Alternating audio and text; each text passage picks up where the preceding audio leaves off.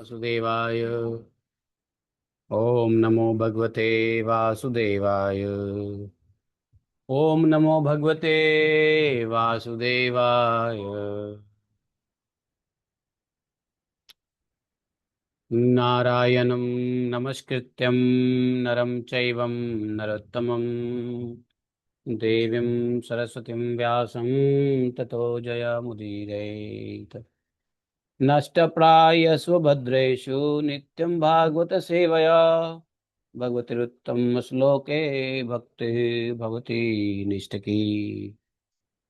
ओम जन्मांधस्वतन्वयादितरतः चार्थे स्वाभिज्ञा स्वराट् तेने ब्रह्महृदयादिकवये मुह्यन्ति यत् सूर्यः तेजो वारिमृदा यथा विनिमयो यत्र त्रिसर्गो मृषां धाम्ना सदा निरस्तकुहकं सत्यं परमं धीमहि धर्मः प्रोजितकैतवत्र परमो निर्मत्सराणां सतां वेद्यं अत्र वस्तु शिवदं तापत्रयोन्मूलनम्।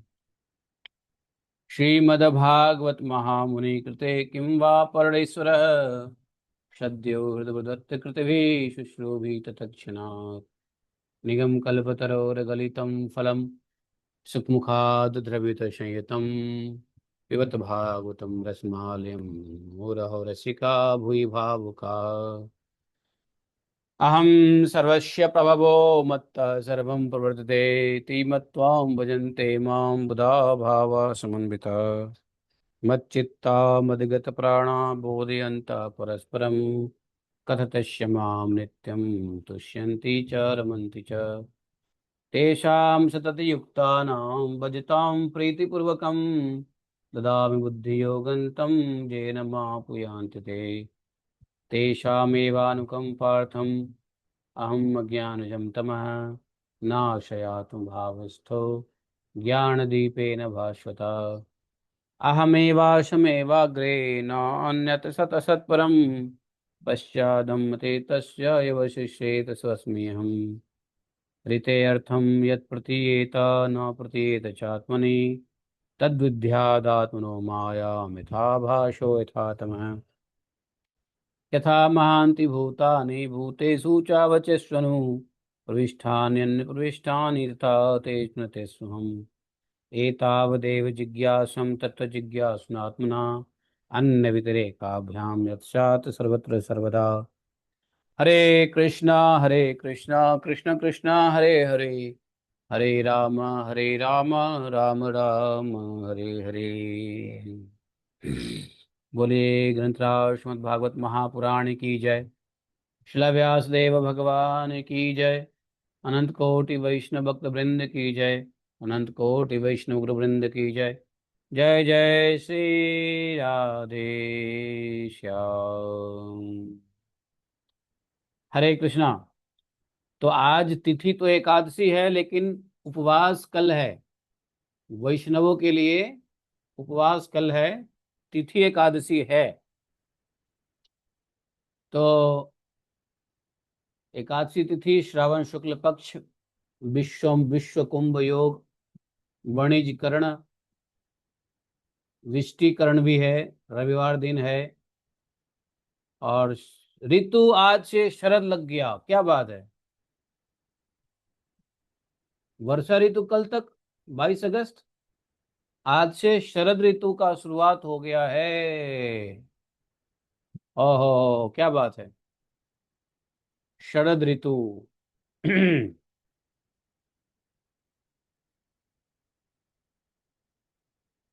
हाँ, अब वर्षा ऋतु धीरे धीरे समाप्त हो जाएंगी। फिर शरद ऋतु का आज प्रारंभ हो गया। दक्षिणायन है, पराभाव संवत्सर है, रौद्र संवत्सर भी है। सबके लिए श्रावण महीना ही चल रहा है। 23 अगस्त। आज भागवतम के 10वें स्कंद के 60वें अध्याय के श्लोक संख्या 34 रुक्मणी वाच। तो रुक्मिणी जी ने भगवान को देखते हुए अब जो कुछ बोली उसका श्रवण करेंगे।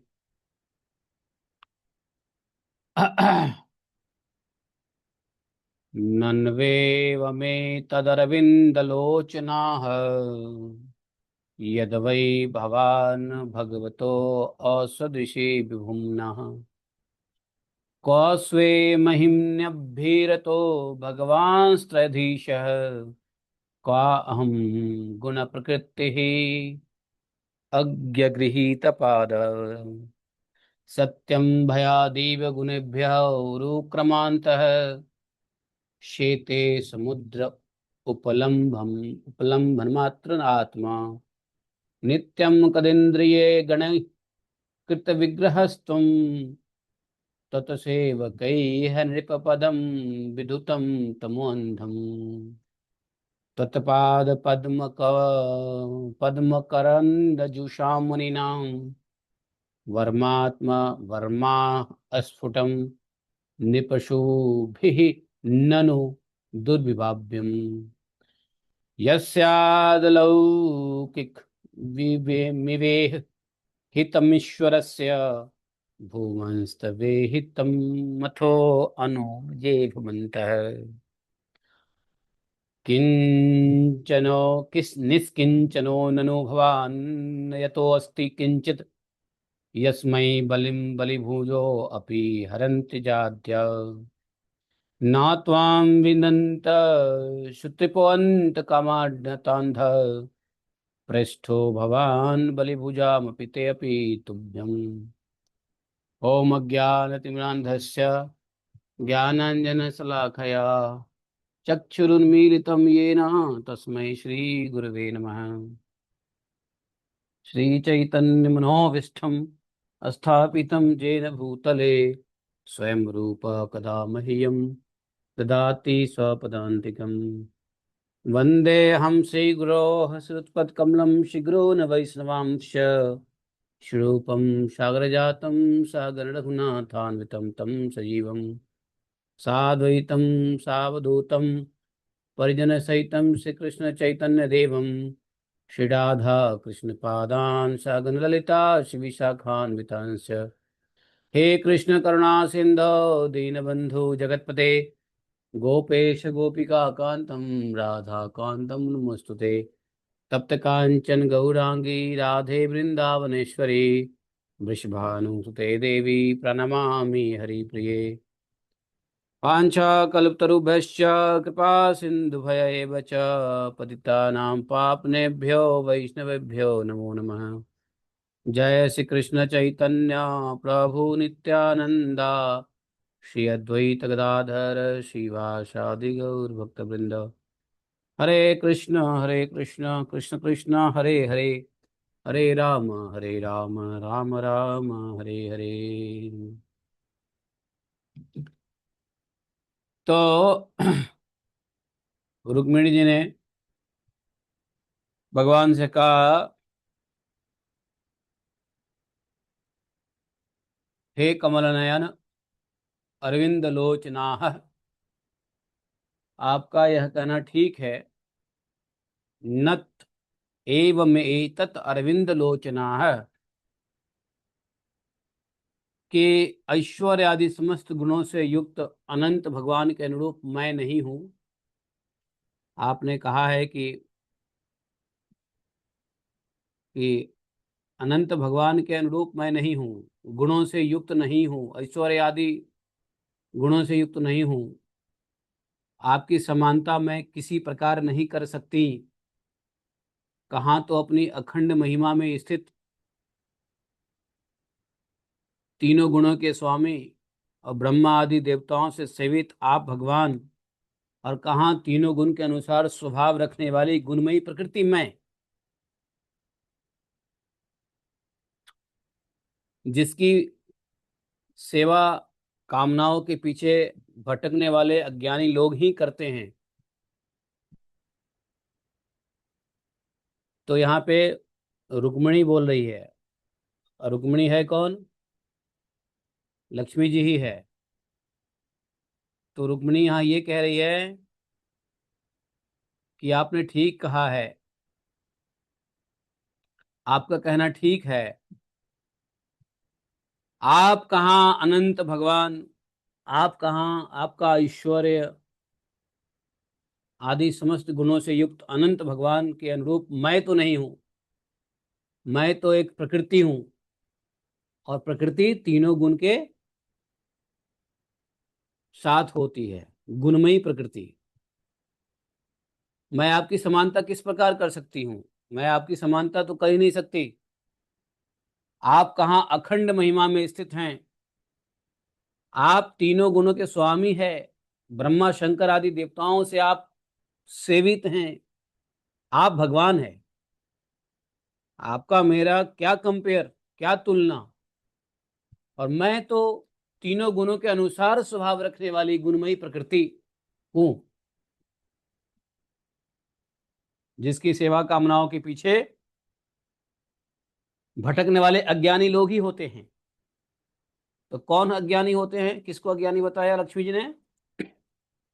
जो लक्ष्मी के पीछे भागता है, जो लक्ष्मी की सेवा पूजा करता है, उसको लक्ष्मी जी कह रही हैं कि हमें तो अज्ञानी लोग ही पूजते हैं, और आपको तो बड़े बड़े योगी सिद्ध महात्मा पूजते हैं, ब्रह्मा आदि भृत्य देवता आदि पूजते हैं। आप कहाँ अनंत भगवान अनंत ऐश्वर्य से संपूर्ण है। मैं कहाँ गुणमयी प्रकृति, जिसको अज्ञानी लोग ही पूजते हैं। बताया था ना कि 5 मूल प्रकृति हैं, और वैसे तो मूल प्रकृति में एक प्रधान मूल प्रकृति है राधा, उसके बाद मूल प्रकृति है लक्ष्मी, सरस्वती, तुलसी, हम्म,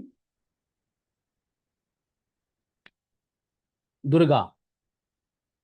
तो ये मूल प्रकृति हैं, और प्रधान मूल प्रकृति राधा रानी। तो लक्ष्मी यहाँ कह रही है हम तो प्रकृति हैं, और प्रकृति तीनों गुण से युक्त होता है, और हमको तो कौन हमारी सेवा करता है, कौन हमें पूजता है? अज्ञानी लोग। ये लक्ष्मी माता ने स्वयं कहा है कि अज्ञानी लोग ही हमें पूजते हैं। समझे?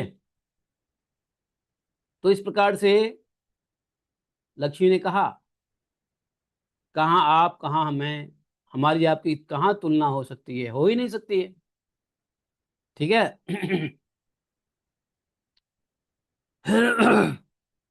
भला मैं आपके समान कब हो सकती हूँ स्वामी? सत्यम भयादीव गुणेभ्य उरुक्रमांत शेते समुद्र पुलंभ मान मात्र आत्मा। मैं आपके बराबर कहाँ हो सकती हूँ? हो ही नहीं सकती हूँ। अब देखो, आप मजाक कर लो अपने घर में, और आपने मजाक मजाक में जो कुछ भी कहा है ना, उस सब का जवाब ये महिलाएं देती है बाद में, जब नॉर्मल होती है तो।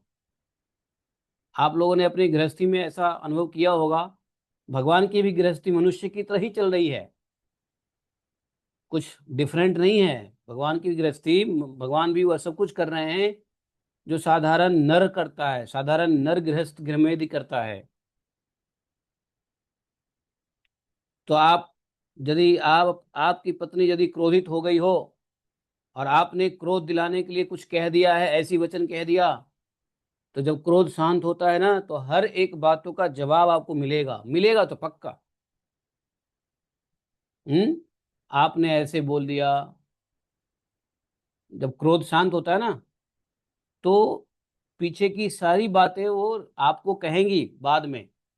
एक दिन में नहीं कहे, 4 दिन में कहे, या 4 महीने में कहेंगे जरूर। महिलाएं कोई बात भूलती नहीं है, प्रकृति भूलती नहीं है। अरे 20-20 साल पुरानी बात याद रहती है। हाँ, 20 साल बाद पुरानी याद रहती है। 20 साल कम है ना, 60 साल भी याद रहती है। मैंने तो, एक माता जी है, 60 साल पूरे हुए, 60 साल की भी बात याद है। शादी के 60 साल हो गए, और फिर भी 60 साल पुरानी बातें याद है। आप 20 साल की बात कर रहे हो, 20 में अभी और ऐड कर दो, हैं, 20 × 3 कर दो। तुम्हारा 20 साल हुआ है, अच्छी बात है। हाँ, तुम्हारा 20 साल हुआ तो ठीक है। तो ये प्रकृति भूलती नहीं है। प्रकृति भूल जाएगी तो सजा कैसे देगी? अगर प्रकृति भूल जाए तो जीव को सजा कैसे मिले फिर? प्रकृति में सजा तो भोगना पड़ता है। अब ध्यान देना, भगवान ने जो कुछ भी कहा है एक एक शब्द का प्रत्युत्तर लक्ष्मी जी देंगी। भगवान ने कहा अरे हमारी तुम्हारी क्या जोड़ी है, तुम कहाँ भैष्मी हो अर्थात भीष्मक की नंदनी हो, राजा की बेटी हो, राजकुमारी हो, और हम कहाँ ग्वाले, हमारी तुम्हारी क्या तुलना। तो रुक्मिणी माँ ने कह दिया कि हाँ आपने सही कहा, हमारा आपका क्या तुलना। अरे आप कहाँ ब्रह्मादि देवताओं से सेवित होते हो, आपको कहाँ सिद्ध चारण नाना प्रकार के योगी ध्यान करते रहते हैं, विरक्त संत आपकी महिमा गाते हैं, आपकी उपासना करते हैं, और हम कहाँ त्रिगुणमयी प्रकृति, और हमको तो उपासना करने वाले मूर्ख लोग ही होते हैं लक्ष्मी को उपासना करने वाले मूर्ख लोग ही बताया है। हमारी आपकी क्या जोड़ी, आपने सही कहा है। कहती आगे कहती है, हे स्वामी, अगले श्लोक में देखो, भला मैं आपके समान कैसे हो सकती हूं। आपका यह कहना भी ठीक ही है कि आप राजाओं के भय से समुद्र में आकर के छिपे हैं। आप राजा के भय से, राजाओं के भय से समुद्र में आके छिपे हैं, परंतु राजा शब्द का अर्थ पृथ्वी के राजा नहीं है, तीनों गुण रूप राजा है। ये सभी राजा तो गुण के अंदर है, लेकिन सभी गुणों का राजा कौन है? पृथ्वी का राजा गुणमयी है। आप समझ रहे हैं? रुक्मिणी माता की बात समझो, बहुत आनंद आएगा कि पृथ्वी का राजा तो गुणमयी है, सब गुणों के अंदर कार्य करते हैं, लेकिन तीनों गुण रूप राजा कौन है? हाँ, अरे मानो आप ही उन्हीं के भय से अंतःकरण रूप समुद्र में चैतन्य घन अनुभूति स्वरूप आत्मा के रूप में विराजमान रहते हैं। इसमें कोई संदेह नहीं है कि आप राजाओं से वैर रखते हैं, परंतु वे राजा कौन हैं? यही अपनी दुष्ट इंद्रियां हैं। राजा कौन है? इसमें संदेह नहीं कि आप राजाओं से वैर रखते हैं, लेकिन वो कौन से राजा हैं जिससे आप वैर रखते हैं? तो बोलते हैं अपनी दुष्ट इंद्रिया। दुष्ट इंद्रिया एक ऐसी राजा है जिससे आप वैर ठानते हैं। भगवान का इंद्रियों से कुछ लेना देना नहीं है, बल्कि इंद्रियां वास्तव में भगवान का दुष्ट तो इंद्रियां हैं। इंद्रियों को, रुक्मिणी माता ने कहा इंद्रियों को ही, इंद्रिया वास्तव में भगवान का दुश्मन इंद्रिया है। भगवान इंद्रिय को नहीं पसंद करते हैं और इंद्रिय भगवान को नहीं पसंद करता, दोनों आपस में वैर है। क्यों? क्योंकि भगवान को इंद्रिय भोग नहीं चाहिए, भगवान इंद्रियातीत है। जो इंद्रियों के भोग में लगेगा वो भगवान से दूर रहेगा, और जो इंद्रियों का संयम करेगा वो भगवान के नजदीक जाएगा। इंद्रियों का संयम मतलब इंद्रियातीत होना। जब आपने इंद्रियों का संयम कर लिया तो आप इंद्रियातीत हो गए, इंद्रियों को जीत लिया, इंद्रियों को आपने, इंद्रियों पे विजय प्राप्त कर लिया। और भगवान इंद्रियातीत हैं, वो इंद्रियों के, भगवान तो सदैव विजयी है इंद्रियों के ऊपर। तो रुक्मिणी में मैंने कहा कि आप कौन से राजा से वैर करते हो? इंद्रियों वाली राजा से। अब वास्तव में सबसे बड़ी शक्ति इंद्रिय शक्ति है। इंद्रिय शक्ति के पीछे सभी राजा कमजोर पड़ जाते हैं, चाहे कितना भी बलवान से बलवान राजा क्यों ना हो, उसके इंद्रियां उसको खा जाती है। और इंद्रियों में कौन सी इंद्रियां? सभी इंद्रियां। मन षष्ठान इंद्रियानी प्रकृति स्थानी कर्षति। इंद्रियां कितने बताया? 5, और साथ में एक मन। गीता में भगवान ने बताया है। गीता के कौन सा श्लोक है? देखो, मन षष्ठानि इंद्रियानी प्रकृति स्थानी कर्षति है। मन के साथ ये 5 इंद्रियें क्या करता है? जिसमें भगवान कहते हैं मम एव अंश जीवलोके, ये 15वां अध्याय का है। ममैवांशो जीवलोके जीवभूता सनातना मन षष्ठानि इंद्रियानी प्रकृति स्थानी कर्षति। देखो, ये सब हमारे अंश हैं। ये सब हमारे अंश हैं, जिसमें भगवान कहते हैं मम एव अंश जीवलोके, ये 15वां अध्याय का है। ममैवांशो जीवलोके जीवभूता सनातना मन षष्ठानि इंद्रियानि प्रकृति स्थानी कर्षति। देखो, ये सब हमारे अंश हैं। ये सब हमारे अंश हैं, मैं इंद्रियातीत हूं और हमारा अंशी भी इंद्रियातीत है, लेकिन ये फंस गया है। कहाँ फंस गया है? मनष्ठान इंद्रियाणि, छठा मन और पांच इंद्रियों के साथ इस प्रकृति में क्या कर रहा है? कर्षति। इंद्रियों के आकर्षण में है, इंद्रियों के प्रति आकर्षित हो गया है, इंद्रियों ने आकर्षित कर लिया है। होना किधर था? होना अंशी के तरफ था। इस संसार में जितने भी वस्तु हैं, प्राकृतिक वस्तु, वो सब अपने अंश में मिलना चाहते हैं। अंश, अंश में मिलना चाहते हैं। जैसे आप देखो, एक दिया जलाओ या मोमबत्ती जलाओ, तो दिया जलाओगे तो उसका लौ किधर जाता है? ऊपर की ओर जाता है। आपने कभी देखा है कि लौ नीचे की ओर जाता हो? अग्नि ऊपर की ओर धड़कती है, क्यों? क्यों? अग्नि अपने अंशी में मिलना चाहता है। अग्नि का, अग्नि का अंशी कौन है? बताओ, अग्नि किसका अंश है? नहीं पता? पंचमहाभूत नहीं सुने, नहीं पढ़े पंचमहाभूत? अग्नि का, अग्नि किसका अंश है? या अग्नि किसका अंशी है? नहीं जानते? किसी को नहीं पता? हम्म। अरे अग्नि जिससे निकलता है वही उसका अंशी है। तो अग्नि किससे निकलता है? वायु से। यस, वायु से। तो वायु उसका अंशी है। और वायु का अंशी कौन है? आकाश। इसलिए वो अग्नि वायु से प्रज्वलित होकर आकाश की ओर, ऊपर की ओर भागता है, क्योंकि आकाश ही उसका परम अंशी है। समझे? इसलिए प्रकृति में जो कुछ भी है सब अपने अपने अंशी में जाके मिल जाता है। तो भगवान कहते हैं ये मेरा अंश है। ममई बांसो जीव लोके जीव होता सनातना, ये मेरा अंश है। लेकिन ये आकर्षित किससे है? इंद्रियों से है। होना चाहिए किधर? भग मेरे से आकर्षण होना चाहिए, लेकिन हो गया उल्टा आकर्षण, इंद्रियों से। और इसलिए प्रकृति में ही आकर्षित है। और इंद्रिय है क्या? प्रकृति है। इंद्रिय प्रकृति का ही अंग है। समझे? प्रकृति का अवयव है इंद्रिय। तो ये इंद्रिय है क्या? कौन सा तत्व है इंद्रिय? हाँ, इंद्रिय रजस, रजस अहंकार। यस, रजस अहंकार।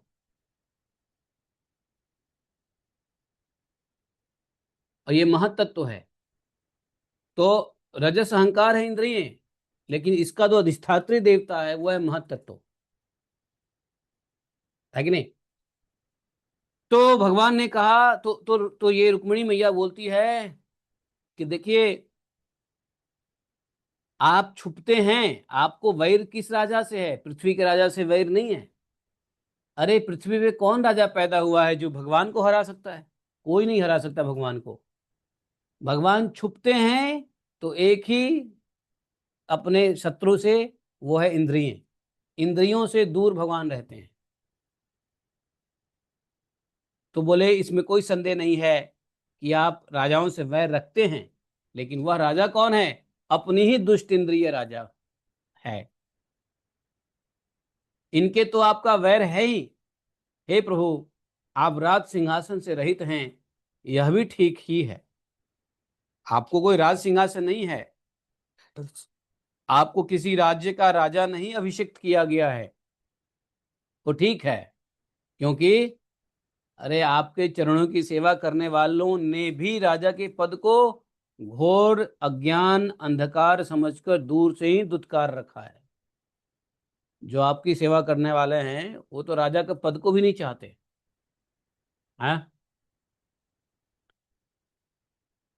रुक्मिणी मैया कहती है कि आप राज सिंहासन से रहित हो, ठीक है, क्योंकि भैया जो आपकी चरण सेवा करता है वो भी राज्य पद को त्याग देता है। आप देख लो, किसको देखोगे?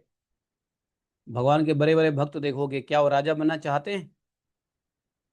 जब भगवान स्वयं भक्त के रूप में आए तो राजा का शकल भी नहीं देखना चाहते थे। चैतन्य महाप्रभु राजा का दर्शन भी नहीं करना चाहते थे। क्यों? राजा लोग ज्यादा इंद्रिय भोग में रहते हैं। राजा लोग ज्यादा इंद्रिय भोग में रहते हैं, और भगवान का भक्त इंद्रिय भोग से दूर रहता है। इसलिए भगवान जब स्वयं भक्त के रूप में आए तो उन्होंने इस बात को सिद्ध किया कि भैया इंद्रिय भोग वाली वस्तु से दूर रहो, उसका दर्शन भी मत करो। राजा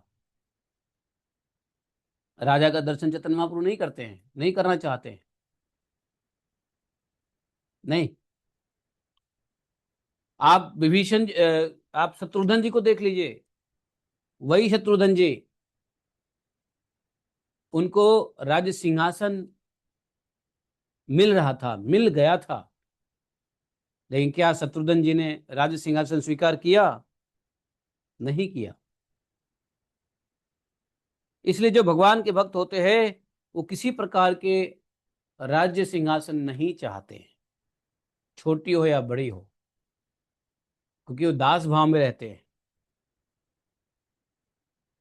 समझे? तो आपका चरण की सेवा करने वाले लोग, भक्त, राजा के पद को तो घोर अज्ञान अंधकार समझकर दूर से दुत्कार के स्वीकार नहीं करते, तो फिर आप राजा क्यों बनोगे? हैं? जो आप चाहते हो आपका भक्त चाहता है, जो भक्त चाहता है वो आप चाहते हो। आपका भक्त नहीं स्वीकार करता राज्य पद, तो आप क्यों स्वीकार करोगे? आपके लिए कहने आपके लिए तो कहना ही क्या है? तो रुक्मिणी माता ने दो चीजों का जवाब दिया जब भगवान ने ये कहा था कि हमारी तुम्हारी कोई जोड़ी ही नहीं बनती। तो रुक्मिणी माता ने जवाब दे दिया। दूसरा, भगवान ने बात छेड़ी थी कि हम तो कोई राजा भी नहीं है, तुम राजपुत्री हो, राजकुमारी हो, हम तो कोई राजा भी नहीं है, तो ये भी दे दिया। तीसरी बात और भगवान ने किया था रुक्मिणी को मजाक, हंसी मजाक में, कि हम तो देखो राजा भी नहीं है, उल्टा राजा से छुप करके हम भाग के समुद्र में छुप के बैठे हुए हैं, उसका भी उत्तर दे दिया रुक्मिणी ने। आप सब यदि भागवत कथा सुनते हो तो रुक्मिणी का यह जवाब आपको याद रखना चाहिए कि भगवान ने हंसी मजाक में क्या कहा और उसका क्या जवाब रुक्मिणी ने। भगवान की बातों को रुक्मिणी ने सत्य सिद्ध किया। भगवान जो बोलते हैं असत्य नहीं बोलते हैं, लेकिन कहने का तात्पर्य कुछ अलग था, कहने का सेंस कुछ अलग था। राइट सेंस में रुक्मिणी सिद्ध किया, और भगवान डबल मीनिंग में भगवान ने रुक्मिणी से कहा। तो भगवान ने जो कुछ कहा रुक्मिणी से वो डबल मीनिंग में कहा। एक मीनिंग तो सत्य कहा कि भगवान के अंदर कोई गुण नहीं है, लेकिन दूसरा मीनिंग यह है कि रुक्मिणी को बुद्धि विवेक का भी चेक कर रहे हैं कि वास्तव में कोई गुण ही नहीं है। लेकिन रुक्मिणी माता ने कह दिया कि वास्तव में गुण आप में नहीं है, क्योंकि आप तीनों गुण से ऊपर हो। तो भगवान तो सत्य संकल्प है, भगवान तो हंसी मजाक मनोविनोद में भी असत्य नहीं बोलते हैं। लेकिन भगवान की बातें बहुत बहुत समय, मेनी टाइम्स, है ना, क्या होता है, डबल ट्रिपल मीनिंग वाला होता है। उसको ज्ञानी, उसको आचार्य, उसको प्राचार्य, उसको गुरु लोग ही समझते हैं। भगवान की बातें कई बार डबल ट्रिपल स्टैंडर्ड की मीनिंग होती है। तो यहाँ पे माता रुक्मिणी ने, जो साक्षात लक्ष्मी स्वरूपा ही है, उन्होंने भगवान के वचनों को किस प्रकार से भगवान ने सिद्ध किया, सही कहा, वो सिद्ध कर रही है। समझ गए?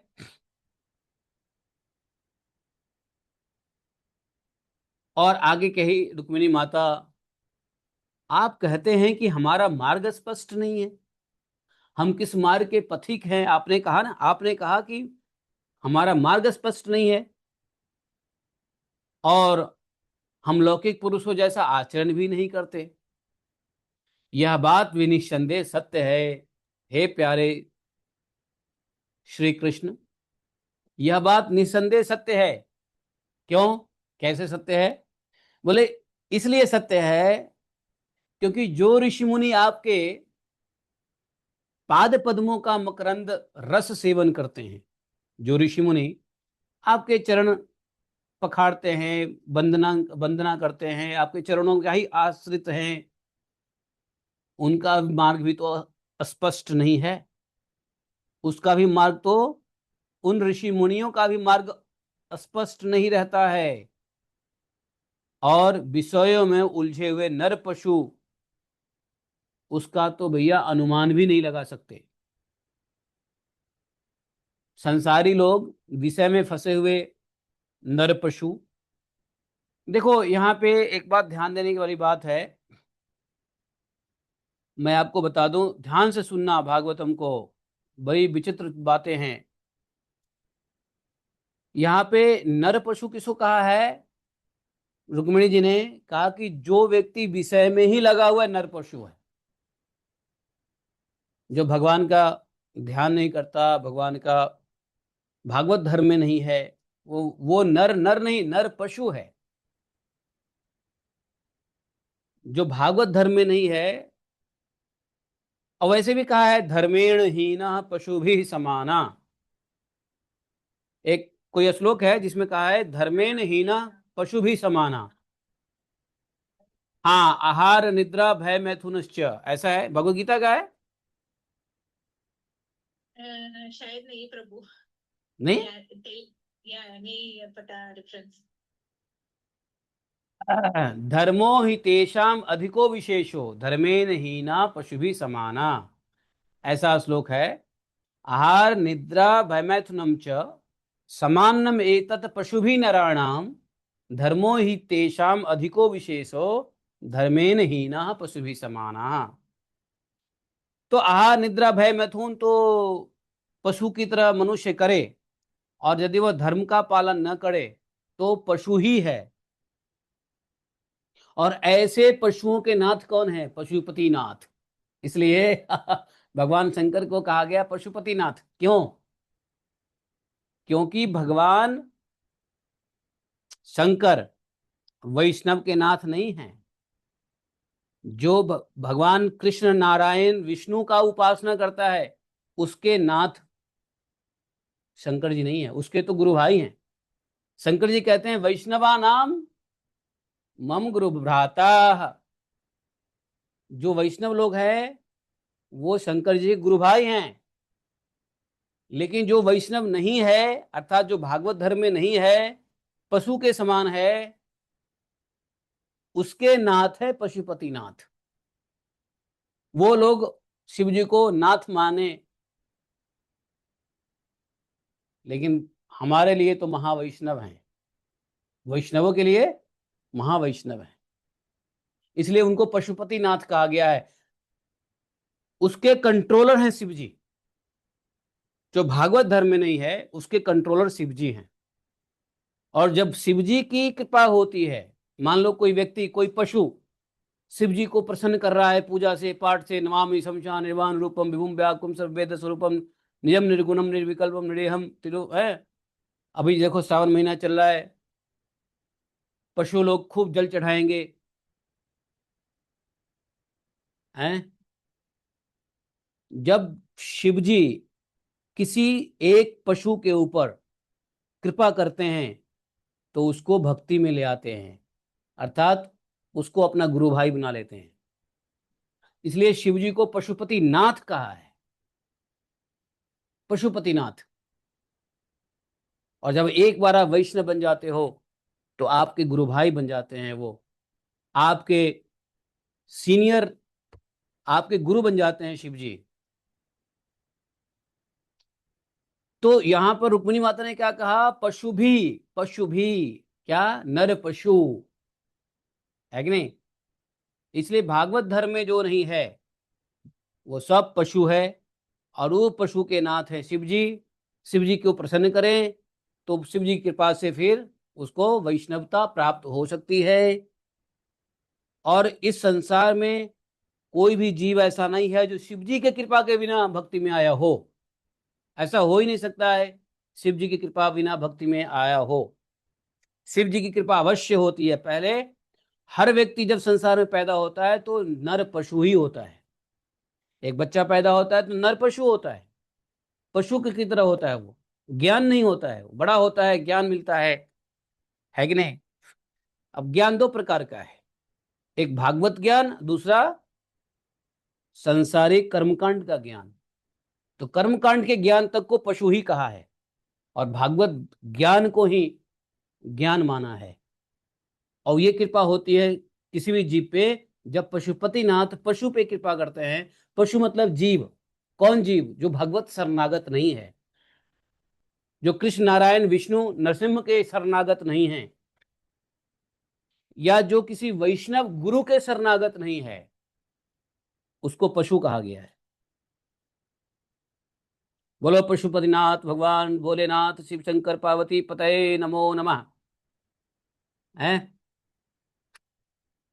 आज हमारी बड़ी इच्छा थी केदारनाथ जाएं और पशुपतिनाथ का दर्शन करें, केदारनाथ में जल भी चढ़ाएं। आज रविवार है, नीलकमल आया नहीं है, झूठ बोल दिया कि आऊंगा, आया नहीं है। अब मुझे जाना ही पड़ेगा अकेले। नीलकमल नहीं, सॉरी, कमल बत्रा, कमल कमल है, लोचन दास है। कमल, जी प्रभु। तुम बोले आएंगे, आए नहीं। इस बार अब हम अकेले जाएंगे। हैं? हाँ, इसका नाम है कमल लोचन दास। हाँ, तो हाँ, ये बटरा सटरा हटाओ, मैंने बोला था, फिर भी बात बात नहीं मानता ये। तो पता नहीं कौन सी दुनिया में रहता है। मैं बोला इसको कि बटरा सटरा हटाओ, ये बटरा से पंजाबी फीलिंग आती है। तो कमल लोचन दास लिखो, कमल लोचन दास, दास नहीं लिखो, कमल लोचन लिख दो बस। ठीक है प्रभु। और दास नहीं हो तो कोई बात नहीं है। तो हमारी इच्छा थी कि चलो देखते हैं, हो सकता है आज चला जाऊं। तो पशुपति ना जाएगी, इसलिए पशुपति भगवान की बड़ी कृपा है, शिव जी की बड़ी कृपा है। हमने भी शिव जी की बड़ी, अब पता चलता है कि शिव जी की कितनी बड़ी आराधना हम लोगों ने की है। और शिव जी की कृपा से जो है, देखो, शिव जी की कृपा ऐसी हुई कि खासकर ये हमारे देवपुरी बाबा को देखो, देवपुरी बाबा के ऊपर शिव जी की बड़ी कृपा हुई। महाकाल में बैठ के भजन करते थे। इनको तो कनाडा वास भी मिला और भगवत प्राप्ति भी हुई, बताओ। भगवत संग भी मिला, कनाडा वास भी मिली इनको। जैसे मित्र मिले है, शिक्षा गुरु मिले, ये भी तो बात है ना। तो शिव जी की कितनी कृपा है आपके ऊपर, तो ज्यादा कृपा है भाई। बिल्कुल कृपा है। कनाडा में बैठ के भी हम आप देखो, आपसे जुड़े हुए हैं सीधे, देखो कितने हजारों 15,000 किलोमीटर से दूर से बैठे हैं। ये देवपुरी जी क्या करते थे, ये भाई, वो कौन सी महादेव थे वहां पे, महाकाल। महाकाल के ऊपर बैठ के पूरे यूनिवर्सिटी के कैंपस के बीच में महाकाल मंदिर था, और चारों बगल विद्यार्थी बैठते थे। बहुत सुंदर है। और हम लोग बैठते थे वहां पे, दाएं बाएं लेफ्ट राइट चारों तरफ बैठते विद्यार्थी लोग। भाई शिव जी के पास में बैठ के आप पढ़ रहे हो, क्या चाहिए, आनंद है, क्या आनंद का है प्रभु यूनिवर्सिटी में। बहुत सुंदर था, बहुत, यूनिवर्सिटी भी बहुत सुंदर है, और महाकाल का मंदिर भी। और मैं देखता था, अब मैं देखता था देवपुरी बाबा एकदम दंडवत लगा रहे हैं सुबह दोपहर शाम। मैं कहा, क्या मामला क्या है। बाद में समझ में आया, भैया ये तो इमिग्रेशन चाहिए था इनको।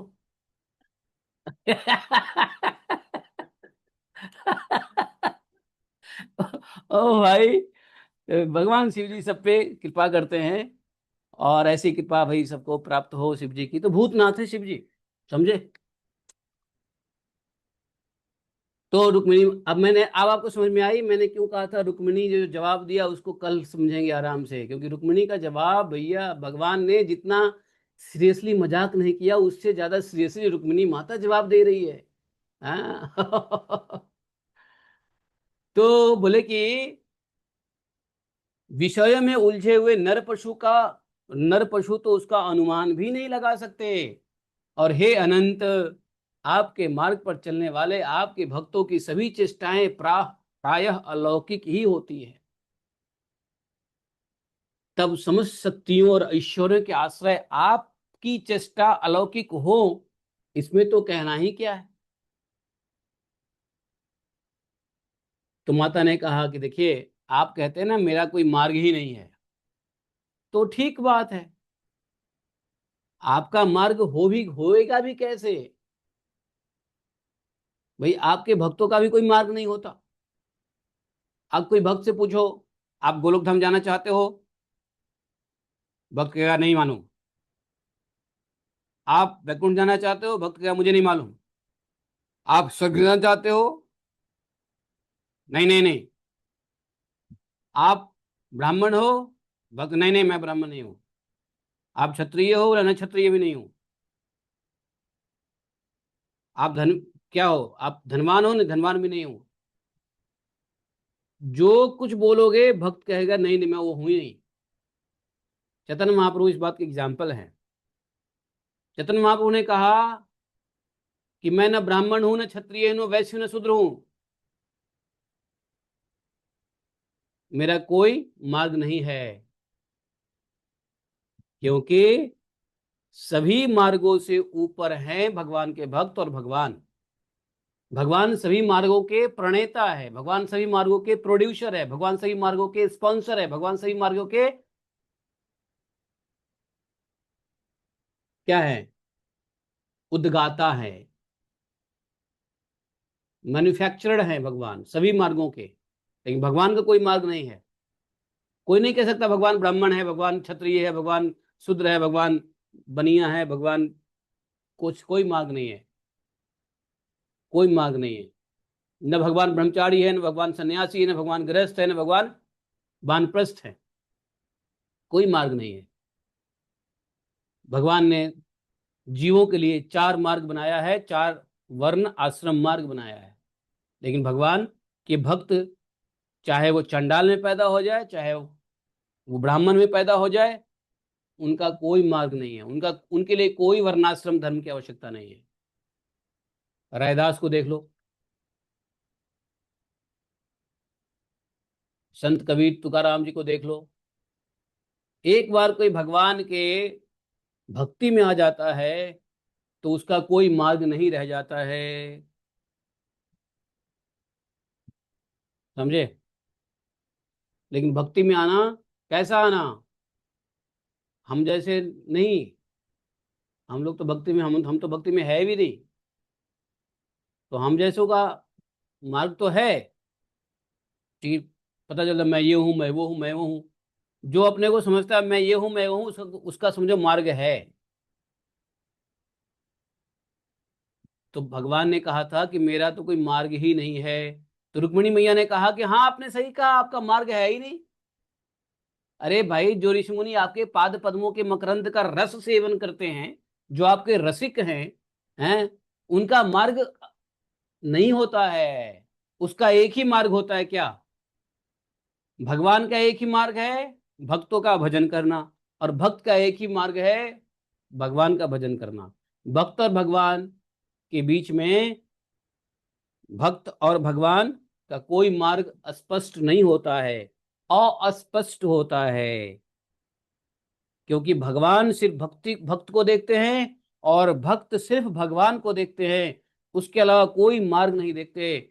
न भक्त देखते हैं, न भगवान देखते हैं। इसलिए रुक्मिणी मैया ने कहा कि आपका बात सत्य है प्रभु, आपका कोई मार्ग स्पष्ट है ही नहीं।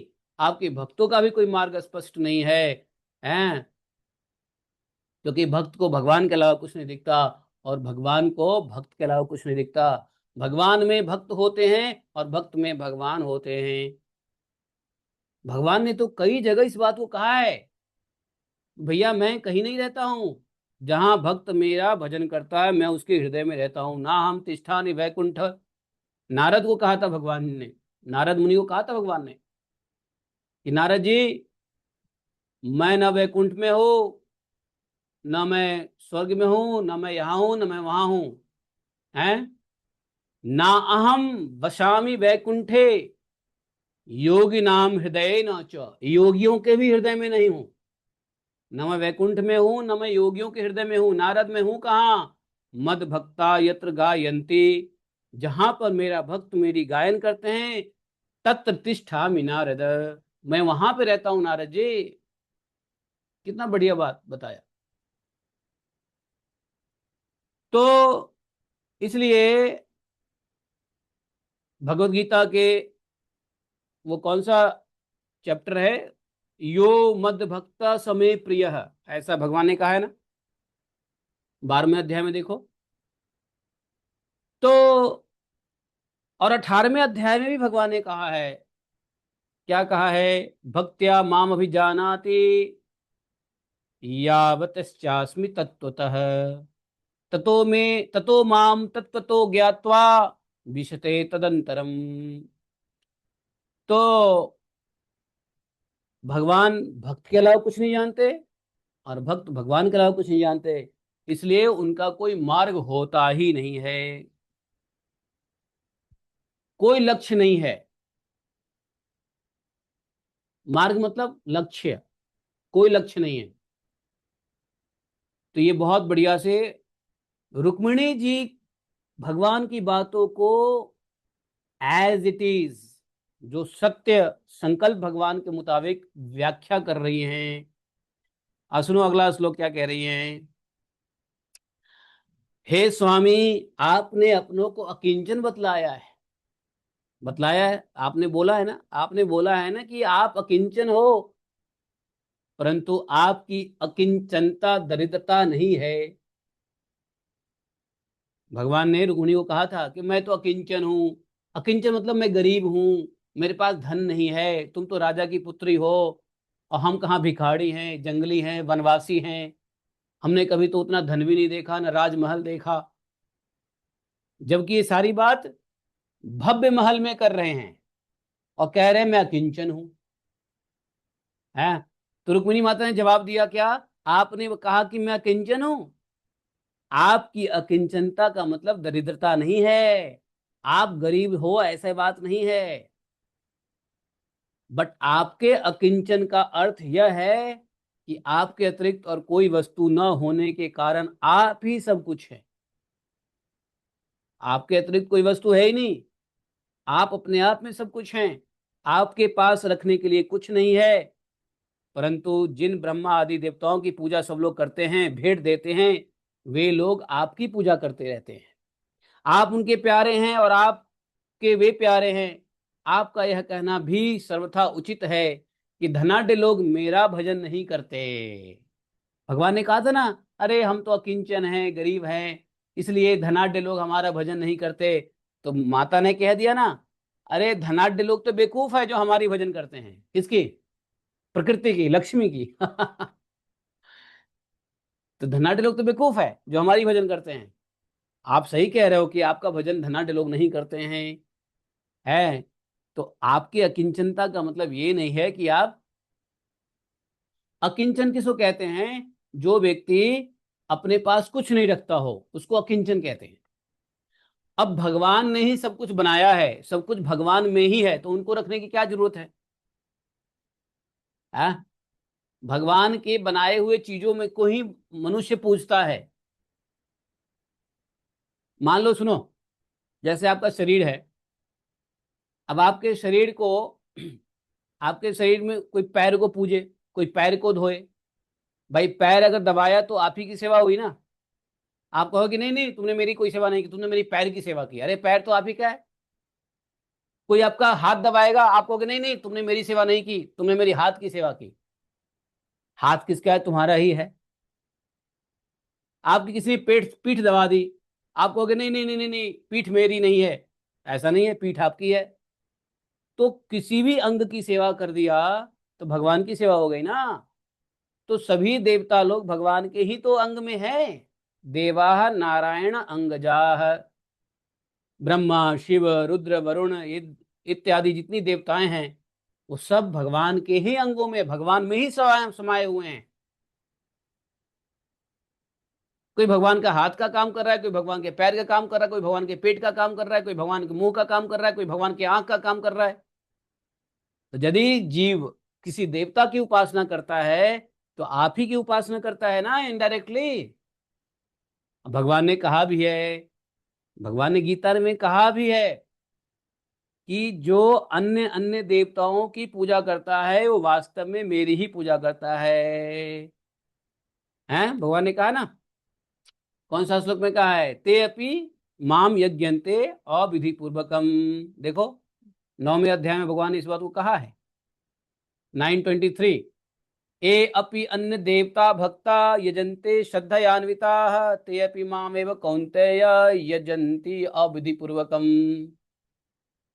जिसकी श्रद्धा जिस देवता में है, लोग अपनी श्रद्धा से उस देवता की पूजा करते हैं।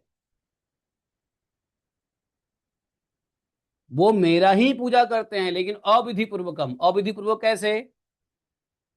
कि वो मेरे कोई कोई पैर को पकड़ा हुआ है, कोई हाथ को पकड़ा हुआ है, कोई टांग को पकड़ा हुआ है, कोई मुंह को पकड़ा हुआ है। लेकिन विधि क्या है? जो डायरेक्ट कृष्ण की टोटलिटी, कृष्ण विग्रह की पूजा करे, तो कृष्ण भगवान के विग्रह की पूजा करे, भगवान के, तो वो डायरेक्ट है। अब भगवान के अंगों की पूजा होती है, वो इनडायरेक्ट है। देवी देवता भगवान के अंग हैं, और भगवान ने सबको बनाया है, सारी संपदा भगवान ने बनाई है। तो भगवान को रखने की क्या आवश्यकता है? बताओ। है, भगवान को रखने की क्या आवश्यकता है? भगवान को जब इच्छा होगी तो वो सामने आ जाएगा ना। आपको रखने की क्या इच्छा है? भाई, आपने एक मोबाइल ऑपरेटर रख लिया, तो आपको मोबाइल रखने की क्या जरूरत है? आपको जब मोबाइल फोन करने की जरूरत होगी तो ऑपरेटर को बोले, लाओ फोन दो, मिलाओ फोन, वो फोन मिला के आपको देगा। आपको फोन रखने की क्या जरूरत है? भाई, आपके पास चले पार्टी है, वो रखेंगे ना। है, तो इसलिए रुक्मिणी मैया ने कहा कि आप अकिंचन हो, ये सत्य है, लेकिन दरिद्रता वाली अकिंचन आप नहीं हो। आप तो सबके निर्माता हो, सबके प्रोड्यूसर हो, सब आप ही के अंदर है। आपको जब जो चाहिए मिल सकता है। आपको क्या रखने की आवश्यकता है? आपको अपने पोजीशन कुछ करने की आवश्यकता नहीं है, आपको परिग्रह करने की आवश्यकता नहीं है, क्योंकि परिग्रह करने वाले देवी देवता तो आप ही के हैं। जब कहोगे, चुटकी बजाओगे, इशारा करोगे, सभी देवता हाजिर रहेंगे। तो आप अकिंचन कैसे हो सकते हो? आप अकिंचन हो, लेकिन दरिद्रता वाली अकिंचन नहीं है। जिसके पास धन नहीं होता है ना, उसको संसार में अकिंचन कहते हैं। जिस पास खाने के लिए अन्न नहीं होता, उसको संसार में अकिंचन कहते हैं। संसारिक लोग दरिद्रता को अकिंचन कहते हैं, नहीं। रुक्मिणी माता ने कहा, नहीं, आप अकिंचन, दरिद्रता वाले अकिंचन आप नहीं हो। भाई, माता जी का कहना बहुत गंभीर है। आप लोग समझ रहे हो, नहीं समझ रहे हो? रुक्मिणी माता जो कह रही हैं, बहुत गंभीर बातें कह रही हैं। हाँ, बहुत गंभीर बात कह रही है माता जी। समझना पड़ेगा। और भगवान तो कहते भी हैं कि भाई, मैं ही सब भोगता हूं, मेरे पास कुछ नहीं है, मैं अकिंचन रहता हूं, लेकिन फिर भी मैं सब कुछ भोगता हूं। अहम ही सर्व यज्ञानाम, देखो गीता में क्या कहा है? अहम ही सर्व यज्ञानाम भोक्ता च प्रभुरेव च। कौन से अध्याय में है जी? 9वें अध्याय में देख लो। है, अहम ही सर्व यज्ञानाम भोक्ता च प्रभुरेव च। हाँ, न तु माम अभिजानन्ति तत्त्वे ना तत्तश्च अन्वित अवंतिते। हम्म, ऐसा कुछ गीता में भगवान ने कहा है ना। 9.24, यस। अहम ही सर्व यज्ञानाम भोक्ता च प्रभुरेव च। आज मैं प्रभुपाद जी का एक लेक्चर सुन रहा था, सुनो, सुबह में। तो प्रभुपाद जी वो लेक्चर दे रहे थे हिंदी में।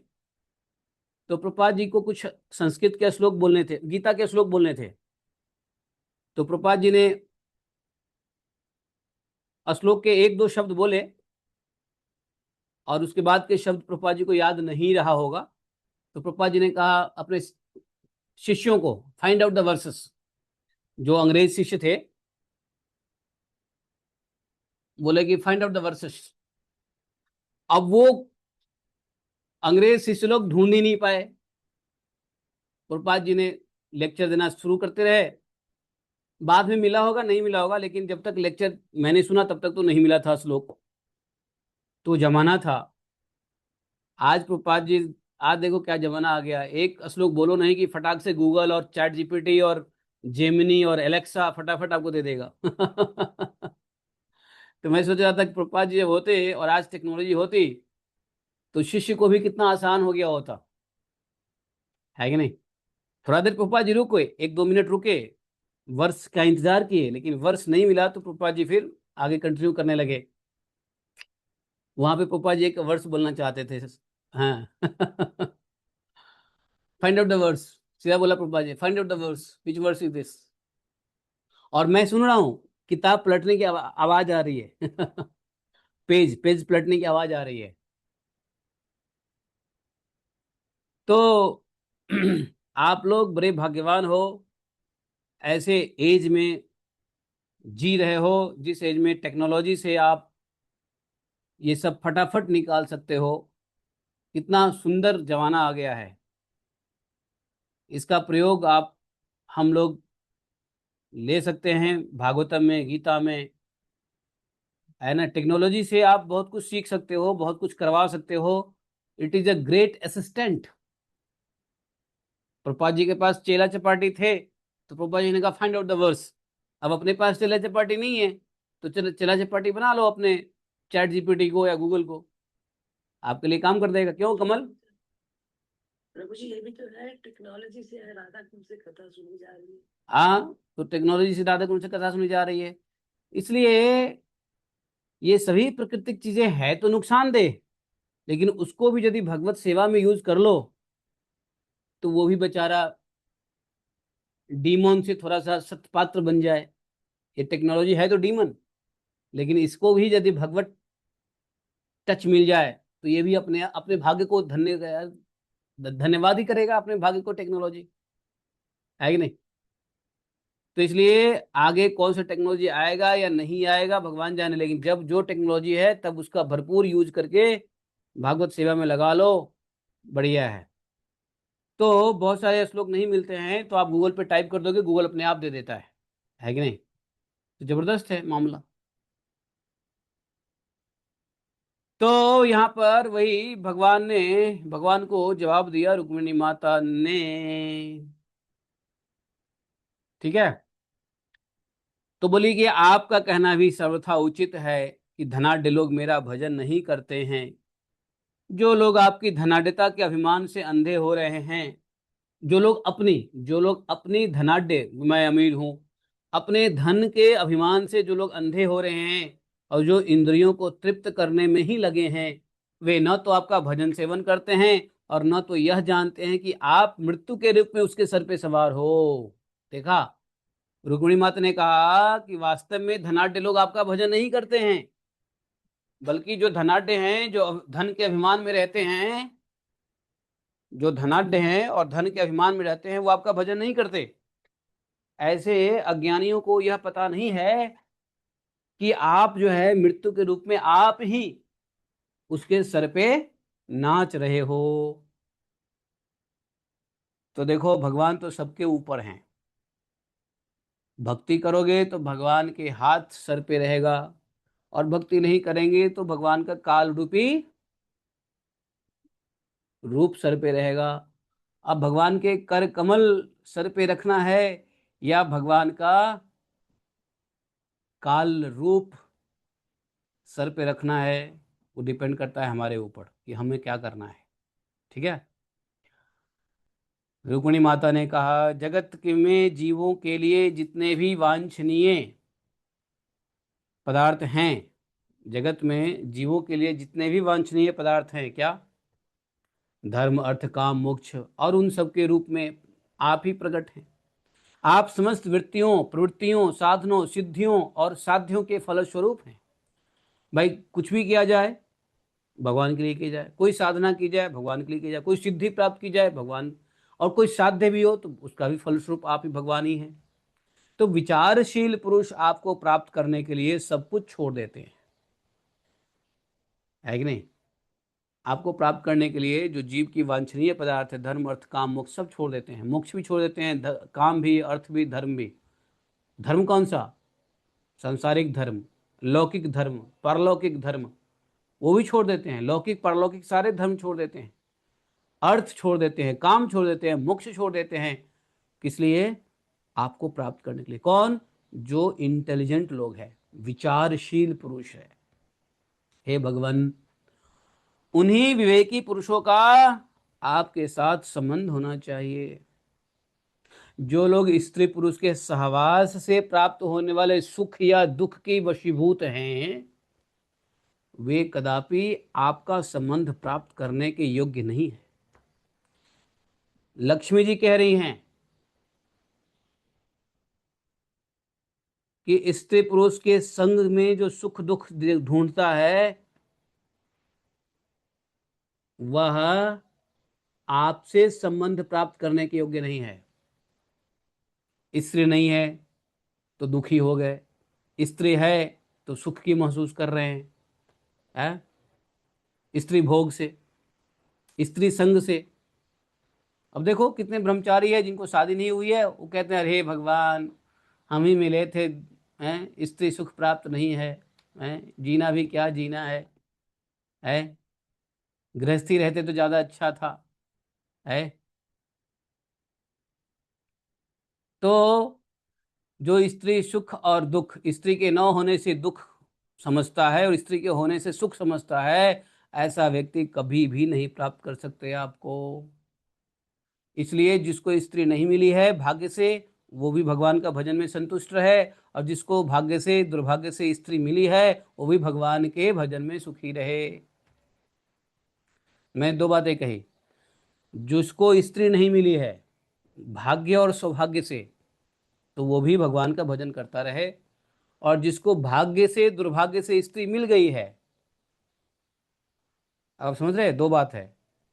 ब्रह्मचारी लोग को स्त्री नहीं मिली है तो उसका भाग्य सौभाग्य है, लेकिन जिसको स्त्री मिल गया है उसका भाग्य दुर्भाग्य हो सकता है। भाग्यवान व्यक्ति है जिसकी शादी हो गई, लेकिन वो दुर्भाग्य भी है। और जिसको स्त्री नहीं मिली, उसका भाग्य भी से स्त्री नहीं मिली लेकिन उसका सौभाग्य है, तो सौभाग्य को भी वो दुर्भाग्य समझ रहा है, और दुर्भाग्य अपने को सौभाग्य समझ रहा है, भाग्य समझ रहा है। ये प्रॉब्लम है।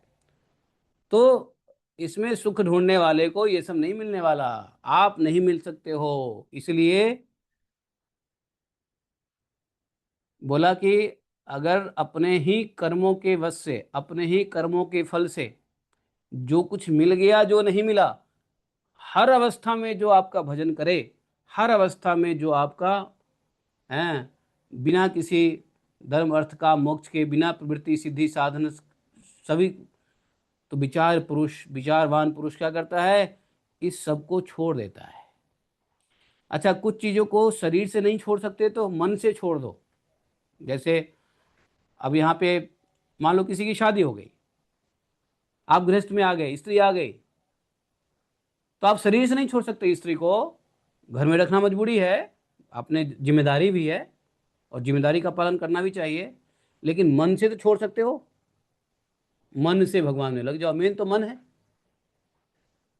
अब जिसको स्त्री नहीं मिली है ब्रह्मचारियों को, उसका मन यदि ना लगे भगवान में, और जिसको स्त्री मिल गई है वो स्त्री को छोड़ के मन यदि भगवान में न लगाए, तो क्या फायदा है? इसलिए सारा काम मन का है। शरीर तो नश्वर है, भगवान शरीर को नहीं देखते, भगवान को मन चाहिए। मन हमारा मन है सवई सदैव, हाँ, सवई पदा रविंदयो, क्या बोलते उसको, एक श्लोक है, प्रभुपाद जी बोलते थे हमेशा, सवई मना, सवई सवई मना कृष्ण पदारविंदयो हो, सवई मना कृष्ण पदारविंदयो हो। इसका पूरा श्लोक क्या है? ये प्रभुपाद जी बहुत कोट करते थे। तो ये भागवतम में ही है मेरे ख्याल से, नहीं, ये अम्बरीश महाराज के उसमें है, अम्बरीश महाराज के प्रसंग में आता है, जिसमें अम्बरीश महाराज भागवतम सवई मना कृष्ण पदारविंदयो, और आगे क्या है, वचन वैकुंठ, वचन वैकुंठ, 15 to 20। हाँ हाँ हाँ, तो सवै मनः कृष्ण पदारविंदयो वचांसि वैकुंठ गुणानुवर्णने करो हरे मंदिर मार्जनादिषु श्रुतिम चकार चित सत्य कथोदये। ऐसा श्लोक है। 18 क्या है वो? 9 4 18 निकालो। 9 4 18 9 for 18 to 20। 9 4 18। तो ये अम्बरीश महाराज ने अपना मन कृष्ण के चरण, अम्बरीश महाराज तो राजा थे, उनके पास तो कई स्त्रियां थी, कितने भोग थे, कितना संपदाएं थी, पूरा सम्राट थे, पूरा पृथ्वी उनके अंडर में था, लेकिन उन्होंने भगवान की भजन कैसे की? सवै मनः कृष्ण पदारविंदयो वचांसि वैकुंठ गुणानुवर्णने, अपना मन से कृष्ण के चरणारविंद अर्पित कर दिया। तो स्त्री आए नहीं आए कोई फर्क नहीं पड़ता है, आए तो भी भगवान के चरण में मन लगाओ, और नहीं आए स्त्री तो भी भगवान के चरण में मन लगाओ। सबके लिए एक ही उपाय है, भगवान के चरण में मन लगाओ। क्योंकि करो हरे मंदिर मार्जनादिशु, ये अपने मन को हरि मंदिर बना दो। श्रुति चकार अच्युत कथोदय, भगवान की कथा से, अच्युत अर्थात भगवान की कथा से, सुनने से, श्रुतिम, इससे क्या होता है? मन मंदिर बन जाता है। जब हम भगवान की कथा सुनते हैं तो मन मंदिर बन जाएगा, संसार की कथा नहीं सुनाई देगा। संसार की बात, अभी देखो भागवतम में आप लोग जितने लोग सुन रहे हो अभी, क्या आपको अपने संसार की बातें याद हो रही है? क्या आपको ऑफिस के बॉस की बात याद हो रही है? क्या पत्नी की बात याद है? नहीं है, सब कुछ खत्म हो गया ना। 2 घंटा जब तक सुनोगे, चकारा चित सतकथोदय, ये सतकथा सुनोगे, भागवत कथा सुनोगे, अच्युत कथा सुनोगे, उतने देर तक के लिए आपको संसार की कोई बातें याद नहीं रहेगी। है, न पत्नी का प्रेम याद आएगा, न पत्नी की क्रोध याद आ जाएगा, न पति का प्रेम, न पति का क्रोध याद आएगा, जब तक हम भागवतम में होते हैं। इसलिए कहा, भगवान ने इसलिए कहा, सततम चिंतयन्तो माम ये जना पर्युपासते। हमेशा यदि अपने मन को भगवान में लगा देंगे तो हमेशा के लिए ये प्रेम, क्रोध, मोहब्बत सब कुछ खत्म हो जाएगा। समझे? तो ये स्त्री का मिलना, पति का मिलना, पत्नी का मिलना, प्रेमी का मिलना, प्रेमिका का मिलना, ये सब सांसारिक व्यवहार है। ये सब आपके प्रारब्ध कर्म हैं, हमारे प्रारब्ध कर्म हैं। जो मिलना था मिल गया, जो नहीं मिलना था नहीं मिला, जो जाना था चला गया, जो आना था आ गया। ये सब तो प्रारब्ध है, ये तो कर्म संस्कार है जो मूल प्रकृति के अंदर में चलती रहती है। इससे भगवान का कुछ लेना देना नहीं है। भगवान को तो लेना है देना है मुकुंद लिंगा दर्शनय दिशो तद्भृत्य गात्रा स्पर्श संगमम घ्राणम च तत्पाद सरोज सौरभे श्रीमतुलस्य रसनाम तदर्पिते। समझे? भगवान का जो पाद सरोज सौरभ है, सौरभ कहते हैं किसको? फूल के सुगंध को सौरभ कहते हैं। अब भगवान का जो पाद क्या है? सरोज सौरभ है। तो उसका जब आस्वादन हो जाता है तो फिर बाकी चीजें, क्या गृहस्थ, क्या ब्रह्मचारी, क्या सन्यासी, क्या वानप्रस्थ, क्या ब्राह्मण, क्या क्षत्रिय, क्या शूद्र, क्या वैश्य और चांडाल, और क्या, सब एक वैष्णव हो जाता है, सब भगवत भागवत हो जाता है। आप समझ सकते हैं कितना लंबा चौड़ा मतलब कहने का तात्पर्य है ये माता रुक्मिणी का है। तो वही बोली माता रुक्मिणी कि भाई आप बड़े विचारशील पुरुष सब कुछ छोड़ देते हैं आपको प्राप्ति करने के लिए, और कौन आपको प्राप्त नहीं कर सकता है? जो लोग संसार में सुख दुख के वशीभूत है, स्त्री पुरुष के सहवास के प्रति सुख दुख की अनुभूति करता है, वशीभूत है, वे कदापि आपका संबंध प्राप्त करने योग्य नहीं है। समझे? यह ठीक है कि भिक्षुकों ने आपकी प्रशंसा की है, परंतु किन भिक्षुकों ने? देखो यहाँ पे एक छोटी सी एक कथा मुझे याद आ रही है, वो कथा कह दूं? बहुत अच्छी कथा है, एक मानसिकता की बात है। वो कथा छोटी सी कथा है।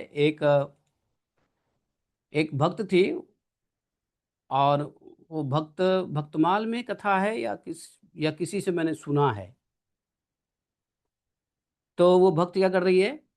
जप कर रही है, अपना भजन कर रही है, और उसका मन भगवान में इतना तल्लीन हो गया हुआ है कि उसको बाह्य ज्ञान ही नहीं है कि बाहर क्या हो रहा है। घर में गृहस्थ भी है, पति भी है, बच्चे भी हैं, वो सारा काम घर का भी कर देती थी, और करते करते उसका मन भगवान में ही लगा रहता था।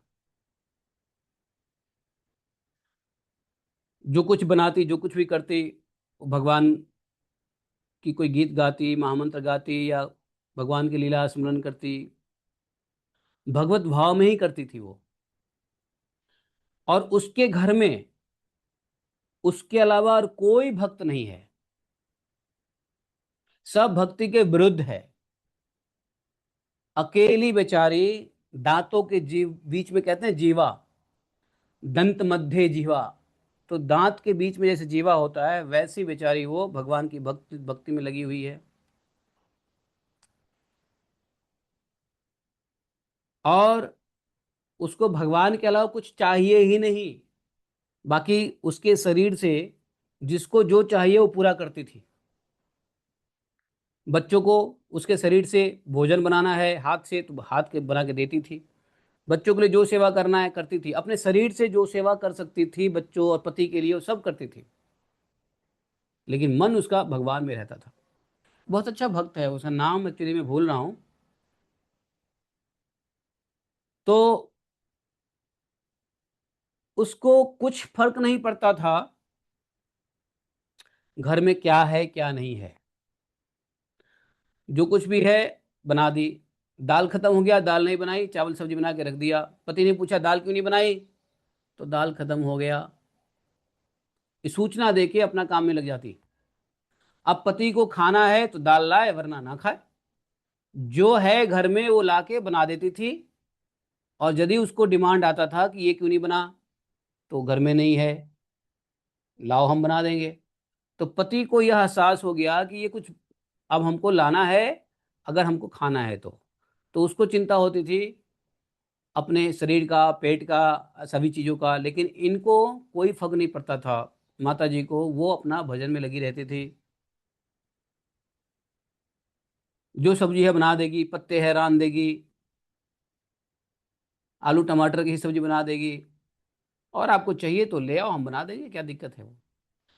तो उसका शरीर शरणागत भाव है अपने परिवार के लिए, लेकिन मन में शरणागत भाव है भगवान के लिए। देखो, ये दोनों की शरणागति अलग अलग जगह पर है। शरीर संसार का है, इसलिए शरीर की शरणागति, संसार की सेवा। और मन भगवान का है, भगवन, मन भगवान का है, तो मन को भगवान की शरणागति में रख दिया। अब एक शरीर में दो जगह, एक ही शरीर है, अब लेकिन काम दो प्लेटफॉर्म है, एक बॉडी का प्लेटफॉर्म है, एक मन का प्लेटफॉर्म है। तो मन के स्तर पे वो भगवान को समर्पित है, और शरीर के स्तर पे वो परिवार को समर्पित है।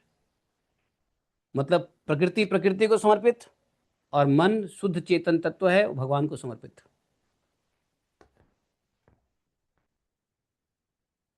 उसके घर में उसके पति व्यभिचार करता था। व्यभिचार समझते हो? वेश्यागिरी भी करता था। उसके 10 जो है ना औरतों से संबंध भी थे। एक दिन वह अपने किसी महिला मित्र के साथ, जिसके साथ उसका व्यभिचार था, उसको घर में ले आया। क्या भगवान कहते हैं ना, भक्तों को टेस्ट करते हैं। तो देखो कैसे टेस्ट करते हैं भगवान।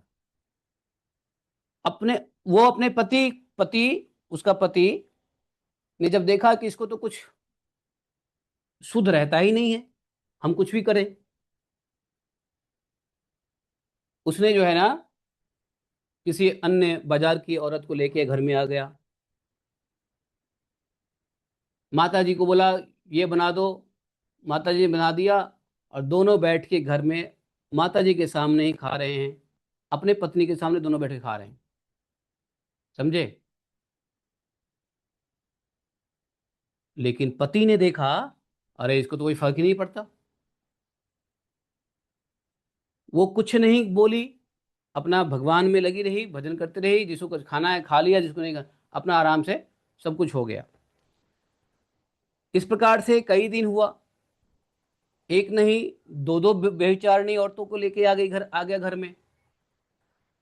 तब भी वो सेवा करती रही, क्यों? मन से समर्पित किसको थी? भगवान के सिर को थी, तन को परिवार में थी। उसको कोई फर्क नहीं पड़ता था कि कौन क्या कर रहा है।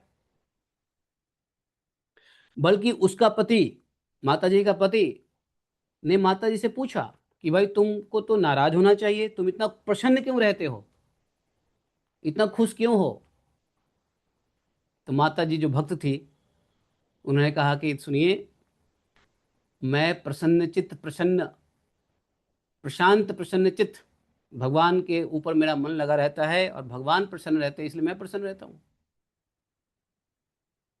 तो मैं जो कर रहा हूं या हमारे साथ जो हो रहा है, इससे तुमको कुछ लेना देना नहीं। तो बोले जो आप कर रहे हो उसका आप भुगतोगे, हमें क्या लेना।